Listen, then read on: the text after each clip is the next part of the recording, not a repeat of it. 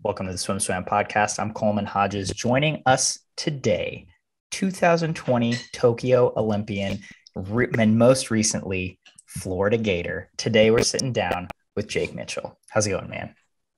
It's good. Thanks for having me on.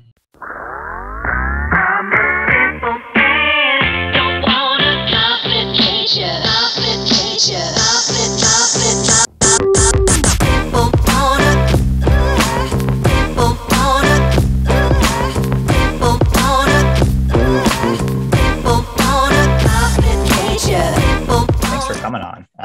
So I have to start with this. Love conquers all, but Florida middle distance conquers love. Knew that was coming. So that was a comment left on your Instagram post by Emma Wyant. So tell us about the move. You're transferring from Michigan to Florida. What made that the right decision for you? I think it kind of, started when I entered the portal. I was kind of thinking about what would be the best fit for me. I was training under Coach Nesty and training with Kieran, Bobby, and Katie. And that was just a lot of fun. And I really liked the energy that we were kind of bouncing off each other. And obviously Coach Nesty is a great coach, and I like his philosophies and such. And I wanted to take a visit down there. And so I took a visit, and everything that I had kind of thought was true. And so I decided that was the place I wanted to be. Yeah. We saw you got some golf time in with Kieran. Are you a big golfer? I try to be. I don't get to golf much in Michigan. Last time I golfed was like September. It got too cold, but Kieran wanted to take me out. So we got to play first time in a while. It was pretty fun. Nice. So I'm excited. Do you remember any particular sets you did with that Florida group in Tokyo or in training camp? I have to milk this for all it's worth. Yeah, for sure. The one I always tell people is we did a set. I don't know how far it was out from when we left for Tokyo, but this was in Hawaii. It was a descending set with like a pretty tight descend with some active rest. So it was something to the effect of 3 200s descend, like pretty tight descend. I think Kieran and I started at like 158 or something. And then we got down to 154, and then Katie descended to 158, which that was super impressive. And that was like the practice of my life, and she was like right on my heels. So that's the one I always tell people. And then, the same thing with 150s and 100s. But yeah, that was probably the best set that we as a group had. Did you see our video with Bobby and Katie doing 15 100s best average next to each other? I did, yeah. That was crazy. Okay, yeah, fair enough. So I really like that story of yours because we've heard from a lot of athletes that at Olympic training camp, that's kind of like where you're at your best, right? I mean, not only have you been waiting for this for a long time, but like then you get to train with the peers that also made the Olympic team next to you. Did you have that feeling in Hawaii and I guess in camp in Tokyo as well, that just like you would achieve this next level? Yeah, it was really cool, honestly. I think it was kind of just the energy that was around the camp. Just like with everybody, like everyone there was an Olympian. And that was a really cool thing, and especially like all the resources that USA Swimming had, like gave us, whether that was like nutrition, like immediately after practice, or like massages and such, and just like incredible coaching staff. I think also swimming outside, that was really nice. It was it made up practices a little bit more fun. But yeah, I think everyone just knowing that we were all going towards one common goal, it made it a lot easier to go fast. And it was a place where a lot of us surprised ourselves a lot more than we thought we would have. Yeah. I mean, I know after your spectacular trials, time trial, you kind of talked about that was the swim that you'd been training for.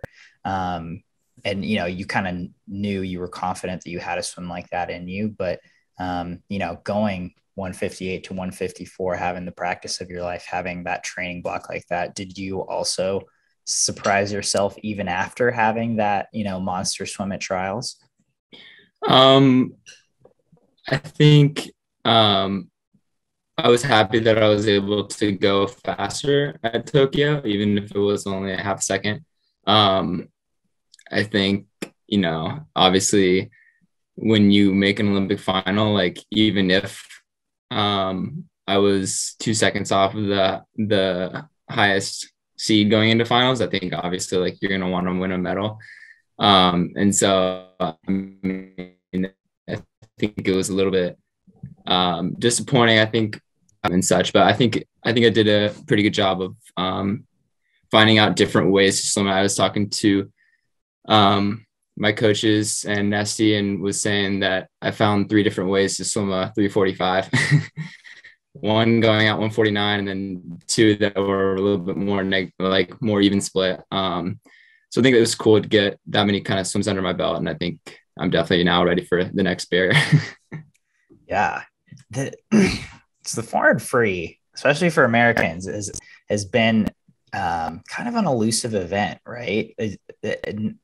I don't think like, oh, American middle distance, it's like we're in such a drought or anything, but I think the American record's 342, world record's 340.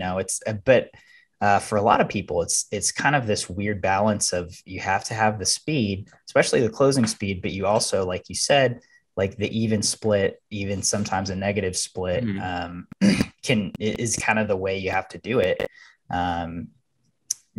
How do you, after having swam it so many different ways, how have you found that is the best way for you to work that? For me, I think I enjoy going out fast. However, it's just important for me to be controlled because, I mean, obviously if I get too excited and use my legs too much in the first half, it kind of takes me out for the rest of the race. So I think using the first like 100 to 150, trying to like use minimal legs, but like keeping a high like tempo with your arms. And then once you hit the 200, it's kind of just like go all out basically. Because I mean, you do that so many times in practice. So I think the key is there's going to be some people that are going to go out fast and they're going to die unless they don't, which that's a special case.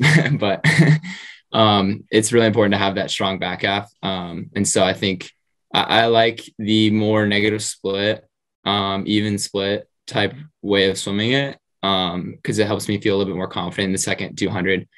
With trials, I was out 149 back like 156 or something. And so I would have seen everyone creeping up on me if I had people in the race with me as well.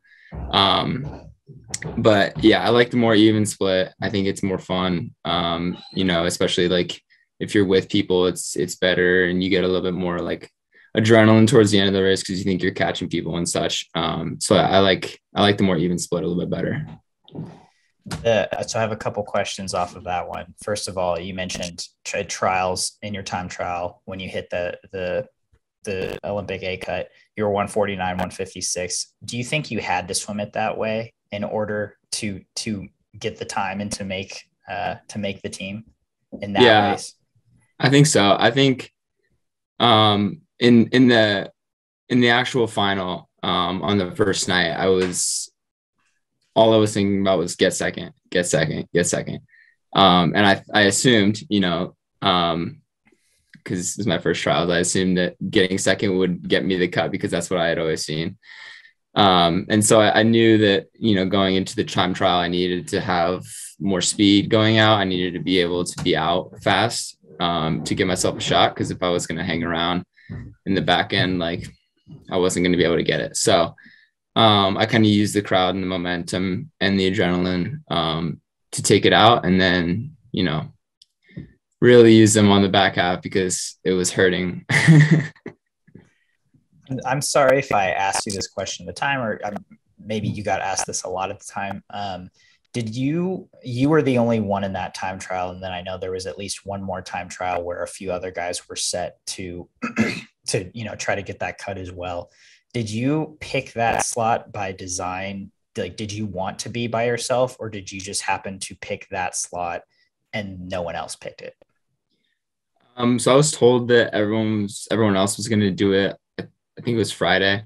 Mm-hmm. I think it was the day after the 800, and they were like, you can either go alone or you can go with everybody else. And I didn't want to wait another 2 days because one, it was a lot of stress and a lot of thinking. But I just wanted to go. My coach told me, he's like, you didn't come this far to come this far to get second and not make the Olympic team. And so like, what are you going to do about it? And so I wanted to choose that time to go alone. And I think it definitely worked out in the end. Seems like it. So then, you have this experience in Tokyo. Like you say, you make the final, which is a huge achievement. You go 345 3 different ways. And then coming back in the fall, how are you feeling? Do you feel like you got a real bump from this Olympic experience? Do you feel like you kind of came down or low for a while? How did that affect you? I think I was definitely kind of riding a high. I took about a month off after the games because my first international meet was 2019, and I took a week off, and I was so excited to get back in the water, and it led to me like kind of burning out like 4 or 5 months down the road. And so I wanted to make sure that I took my time to kind of get set again before I went. And so I was doing pretty well, actually. I was super excited, super having fun and everything. And I got sick right after our SMU meet in October. Like the day we got back, I like started feeling bad. And so that kind of took me out for like 2 weeks just because I kept trying to like get back into things like super fast. And it kind of took me a little bit longer to get through. But yeah, I think I was definitely riding a high, and I'm definitely still super motivated off that, and especially coming off of NCAAs cut short and such. So yeah. Okay. So that's great to hear. Let's talk about NCAAs because as you just shared with me, you found out you had mono the day of the 400 IM NCAAs. So can you take me through finding that out, the symptom, that whole process? Yeah. So about a week and a half before NCAAs, I had like my neck was swelling up a little bit. And so I went to the doctor, and they were like, oh, like it seems you're fighting something, but we don't know what it is. So they did mono tests. They did all these other tests, and they're like, everything's negative. And I was like, okay, I'm still like feeling all right in the water. Like I don't feel like super tired. I don't feel super tired any outside of the water. And so I kept swimming. And like the swelling started to go down. So I was like, okay, I'm fine. And then I showed up to the meet and I started racing, and I was just getting tired like so fast in my races. And so my coach just had me go to the, I don't know, it's like whatever building was right next to it. There's a medical center to the pool. And so they did a mono test there, and that was positive. And that was the day, like literally like 2 hours after my 4 a.m. And so they're like, yeah, it's positive. And I was like, oh, okay. So kind of have to rethink, everything going on in the next whatever month, because I planned on keep swimming and stuff like that. And so, yeah, that was positive. So I obviously scratched the mile. Yeah.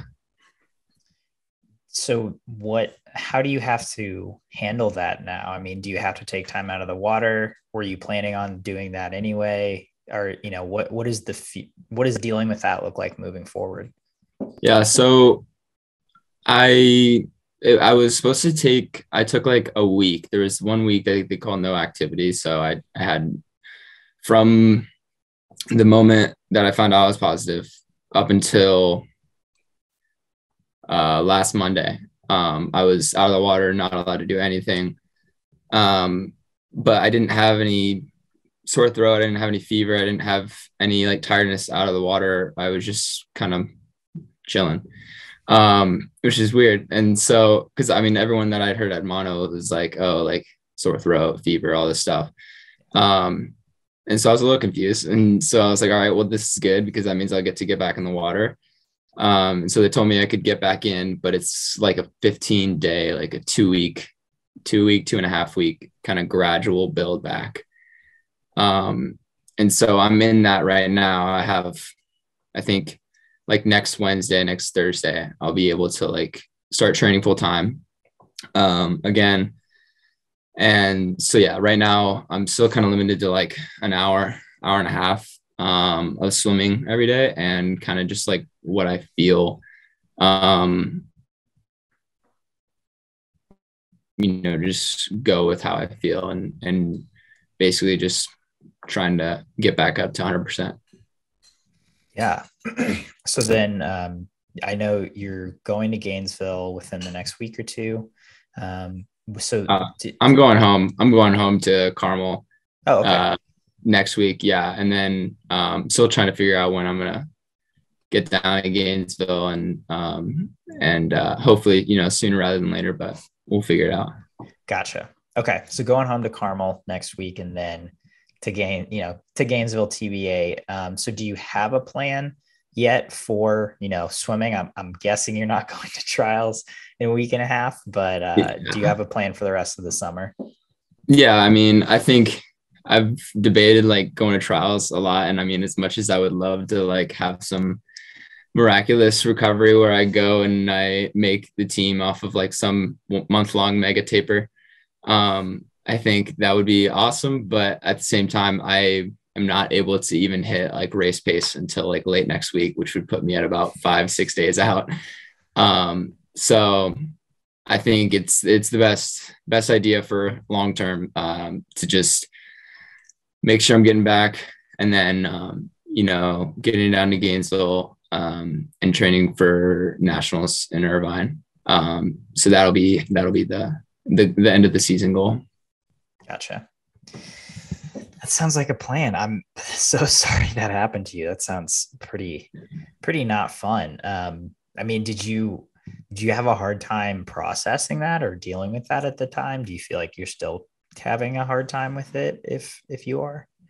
I mean, I don't know. I think at the time when they first told me, I was a little shocked because the week before was negative and that was positive, and I kind of had to like think about like, okay, what am I doing the rest of NCAAs? Because I feel fine unless I get in the water, which is not good. But I was like, what am I going to do about World Champ trials? I'll have to be out of the water for a couple of weeks, and it was a lot of like trying to juggle things and trying to figure out the answer. And, I mean, my parents helped me a lot, trying to help me realize that, maybe it's for the best and try to see like the positive side and things. And so I think I've learned to like kind of stop trying to control everything, because that was entirely out of my control. And especially with, everything that I'm doing right now with transferring to Gainesville or to Florida and, thinking about moving down to Gainesville, whenever that's going to happen and having to do all this extra stuff, I think, it could just be a blessing in disguise. And so I think, perspective definitely helps. And yeah. Yeah. Yeah, absolutely. Does this feel similar at all to when everything shut down because of COVID, and kind of, just having to reassess and take a step back? Yeah. I think it's a little bit similar. The only difference is that everyone else can still go. So, I mean, it's a similar mindset as far as how to like deal with it. But I mean, obviously I would like to make the world team and get to travel with the team, especially after last summer. And so that part is different, but how I mentally go at it is about the same. Yeah. Yeah, I mean, I was thinking more along the lines of, maybe having dealt with something like this before, it's maybe a little easier to have to make that pivot because you've already had to do it once. But yeah, for sure. That's a bummer that we won't see you at trials. Hopefully see you at Irvine and you'll kick some butt there. Thank you, Jake, for coming on and for chatting with us for a bit. Anything else we missed? Any other thoughts before we sign off? No, I think that's good. Thank you very much for having me.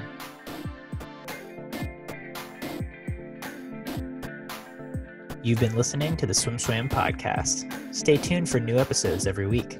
You can take SwimSwam podcast on the go by subscribing on your favorite podcast platform. Look for links in the description below, and be sure to subscribe to our YouTube channel for more videos as well.